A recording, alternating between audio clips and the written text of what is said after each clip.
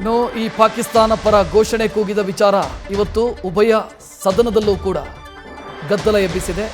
ವಿಧಾನಸಭಾ ಕಲಾಪದಲ್ಲಿ ಕಾಂಗ್ರೆಸ್ ಮತ್ತು ಬಿಜೆಪಿ ಮಧ್ಯೆ ಚಟಾಪಟಿಗೂ ಕೂಡ ಕಾರಣ ಆಗಿದೆ. ಗದ್ದಲದ ನಡುವೆ ನಾಳೆಗೆ ಕಲಾಪವನ್ನು ಸ್ಪೀಕರ್ ಯುಟಿ ಖಾದರ್ ಮುಂದೂಡಿದ್ದಾರೆ.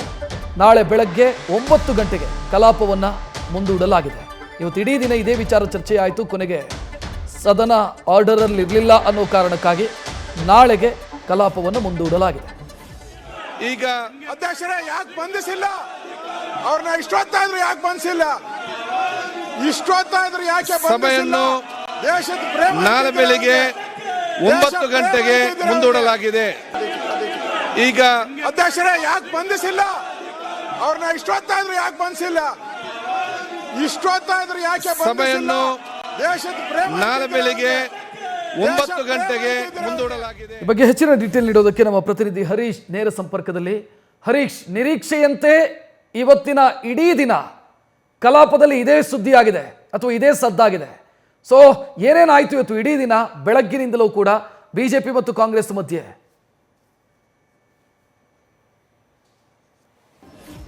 ರಕ್ಷತ್, ಬಹಳ ಮುಖ್ಯವಾಗಿರುವಂತೂ ಪಾಕ್ ಪರ ಘೋಷಣೆ ವಿಚಾರಕ್ಕೆ ಸಂಬಂಧಪಟ್ಟಂಗೆ ಆಡಳಿತಾರೂಢ ಕಾಂಗ್ರೆಸ್ ಮತ್ತೆ ಪ್ರತಿಪಕ್ಷ ಬಿಜೆಪಿ ಜೆಡಿಎಸ್ ನಾಯಕರ ನಡುವೆ ವಾಕ್ಸಮರಕ್ಕೆ ಎಡೆ ಮಾಡಿಕೊಟ್ಟಿದೆ. ಇದು ಕೂಡ ರಾಜಕೀಯ ಸ್ವರೂಪ ಕೂಡ ಪಡ್ಕೊಂಡಿರುವಂತದ್ದು. ಒಂದು ಕಡೆ ಈ ಘಟನೆಗೆ ಸಂಬಂಧಪಟ್ಟಂಗೆ ಪಕ್ಷಾತೀತವಾಗಿ ಎಲ್ಲರೂ ಕೂಡ ಖಂಡಿಸಬೇಕು ಅನ್ನುವಂತಹ ಆಗ್ರಹಗಳು ಕೂಡ ವ್ಯಕ್ತ ಆಗ್ತಿದೆ.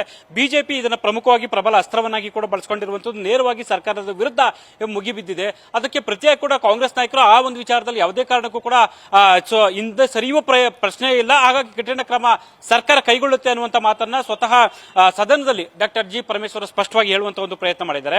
ಸೊ ಪರಿಷತ್ನಲ್ಲಿ ಕೂಡ ಈ ಒಂದು ವಿಚಾರವಾಗಿ ದೊಡ್ಡ ಮಟ್ಟದಲ್ಲಿ ಗದ್ದಲ ಕೋಲಾಹಲ ಕೂಡ ಆಗಿರುವಂತದ್ದು.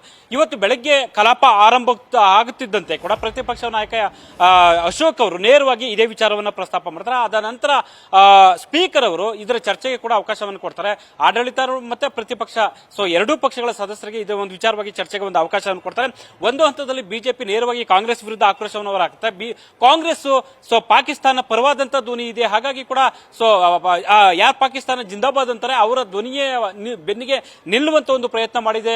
ಈ ಸರ್ಕಾರ ಇರಬಾರದು, ರಾಜೀನಾಮೆ ಕೊಡಲೇಬೇಕು ಅನ್ನುವಂತ ಒಂದು ಆಗ್ರಹವನ್ನು ಕೂಡ ಸೊ ಬಿಜೆಪಿ ಸದಸ್ಯರು ಸದನದಲ್ಲಿ ಮಾಡುವಂತದ್ದು. ಸೊ ಅದಕ್ಕೆ ಪ್ರತಿಯಾಗಿ ಕಾಂಗ್ರೆಸ್ ಸದಸ್ಯರು ಕೂಡ ಆಕ್ರೋಶವನ್ನು ಹೊರಹಾಕ್ತಾರೆ. ಅಂದ್ರೆ ಯಾರೇ ತಪ್ಪು ಮಾಡಿದ್ರು ಅದನ್ನ ಗಲ್ಲಿಗೇರಿಸಬೇಕು ಅನ್ನುವಂತ ಒಂದು ಅಭಿಪ್ರಾಯಗಳು ಕೂಡ ಸದನದಲ್ಲಿ ವ್ಯಕ್ತ ಆಗುತ್ತೆ. ಸೊ ಈ ಒಂದು ವಿಚಾರಕ್ಕೆ ಸಂಬಂಧಪಟ್ಟಂಗೆ ಗೃಹ ಸಚಿವರಾಗಿರುವಂತಹ ಪರಮೇಶ್ವರ್ ಅವರು ಯಾವುದೇ ಕಾರಣಕ್ಕೂ ಇದನ್ನು ಕ್ಷಮಿಸುವ ಪ್ರಶ್ನೆ ಇಲ್ಲ, ಇದೊಂದು ಕ್ರಮ ಕೈಗೊಳ್ತೀವಿ, ತಪ್ಪು ಯಾರೇ ಮಾಡಿದ್ರು ಕೂಡ ಅವರು ನಿರ್ದಾಕ್ಷಿಣ್ಯವಾಗಿ ಕ್ರಮ ಕೈಗೊಳ್ತೀವಿ ಅನ್ನುವಂತ ಮಾತು ಹೇಳ್ತಾರೆ.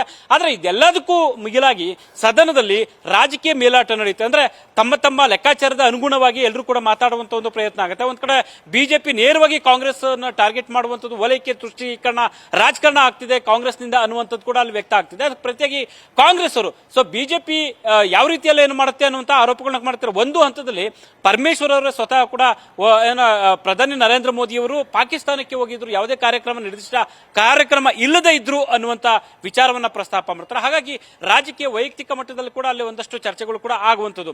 ಸೊ ಸಹಜವಾಗಿ ಸದನದಲ್ಲಿ ಗದ್ದಲ ಆಗುತ್ತೆ, ಧರಣಿಯನ್ನು ನಡೆಸ್ತಾರೆ ಬಿಜೆಪಿ ಸದಸ್ಯರು ಮತ್ತೆ ಜೆಡಿಎಸ್ ಅವರು. ಸೊ ಹಾಗಾಗಿ ಇವತ್ತಿಗೆ ತಹಬದಿಗೆ ಬರದ ಕಾರಣಕ್ಕಾಗಿ, ಯಾಕಂದ್ರೆ ಸಿಎಂ ಸಿದ್ದರಾಮಯ್ಯ ಅವರು ಇವತ್ತು ಉತ್ತರ ಕೊಡಬೇಕಾಗಿತ್ತು ಬಜೆಟ್ ಮೇಲೆ, ಸೊ ಇವತ್ತು ತೆರೆ ಬೀಳಬೇಕಾಗಿತ್ತು ಬಜೆಟ್ ಅಧಿವೇಶನ. ಆದ್ರೆ ಸದನ ಗದ್ದಲ ಆಗಿದ್ದು ಅಂತ ಹಿನ್ನೆಲೆಯಲ್ಲಿ ನಾಳೆ ಬೆಳಗ್ಗೆ 9 ಗಂಟೆಗೆ ಕಲಾಪವನ್ನು ಮುಂದಿಡಿರುವಂತದ್ದು. ರಕ್ಷಾ, ಧನ್ಯವಾದ ಹರೀಶ್ ಮಾಹಿತಿಗೆ. ನ್ಯೂಸ್ ಫಸ್ಟ್ ನಿರ್ಭೀತಿಯಿಂದ ನಿಮ್ಮ ಪರವಾಗಿ.